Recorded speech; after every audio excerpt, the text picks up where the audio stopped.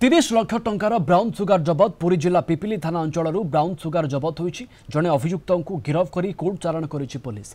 गिरफ अभियुक्त अब्दुल करीम पिपिली थाना अंतर्गत दानगोहिरी ग्रामर। अभियुक्त ठारू पुलिस नगद 9500 टंका जबत करिछि।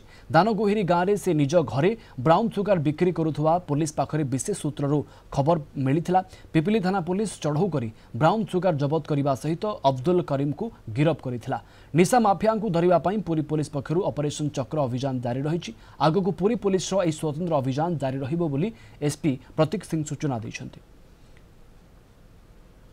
जड़े पेशादार अपराधी जार ना हूँ अब्दुल कयूम खान जार घर हूँ दानगोहरी पिपिली थाना रे आगरू किसी क्रिमिनल मामला रुजु रही जहाँ खबर थिला कि सी रेगुलर ब्राउन सुगर कारोबार करुच्ची से अंचल आनिकी बिक्री करुच्ची सप्लाई करुच्ची। पिपिली थाना को गोटे खबर आसिला कि घर पाखरे से गोटे डील करुच्ची और से किसी लोकों को डाकी सेठी ब्राउन सुगर पई कारोबार होउची। से माने ता घर को पहुंची और अब्दुल कयूम रा पोजीशन रु 265 ग्राम ब्राउन सुगर जहार आनुमानिक मूल्य पाखापाखि 30 लाख हम से ता पोजीशन रु पाई सहित कैश 9,500 रुपया ता पाखरु बरामद होईची।